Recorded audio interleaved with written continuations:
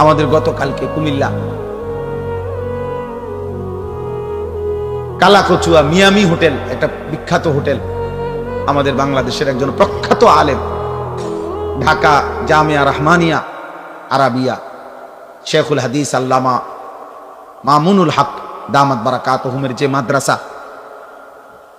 ওইখানকার মুহাদ্দিস প্রধান মুফতি হযরত মাওলানা মুফতি আব্দুল মুমিন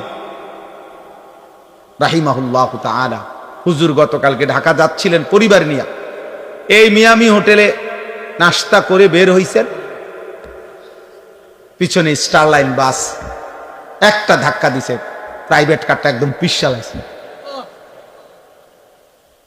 হুজুর অনেক বড় আলেম, ওনার বিবি, ওনার একটা উপযুক্ত মেয়ে, একটা হাফেজে কোরআন ছেলে, এই চারজনই তৎক্ষণাৎ শাহাদাত বরণ করছেন, ইন্তেকাল করছেন। ড্রাইভারটাও মারা গেছে। এই 10-5 মিনিট আগে যে মাত্র নাস্তা করলো, হোটেল থেকে বের হলো, যে জানতো না আগামীর মুহূর্তটা শুধুমাত্র এখান থেকে এখানে রাস্তা পার হইতেছে, আল্লাহ তাআলা তাকে যেন ডাক দিয়ে বলছে, বান্দা চলে আসো, আর লাগবে না।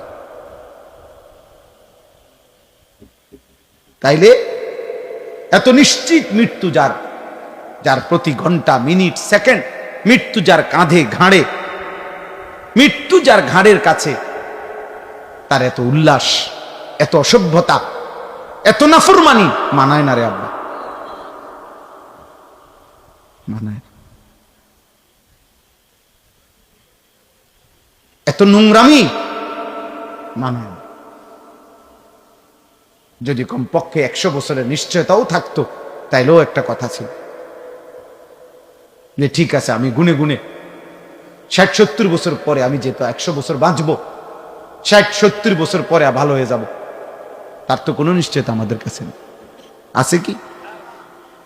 এদিন আমি নাজিরাবাজারে এই গত 3 দিন আগে রাত্রে 2টা-2:30টার দিকে ইউটার্ন নিচ্ছি, আমার গাড়ি ঠিক ইউটার্নের মুখে মোটরসাইকেল, মনে আমি ইউটার্ন নেওয়ার 10-15 মিনিট আগে খুব সম্ভব হবে বাড়ি দিছে মোটরসাইকেল রে। এই মোটরসাইকেল হেলমেট পরা লোকটা লাশ পড়ে আছে, আর তাকাইয়ে রইল, খোঁচা খোঁচা দাঁড়িয়ে আছিল, চেহারাটা মাঝ বয়সী লোক হবে। হায়, এভাবে প্রতি মুহূর্তে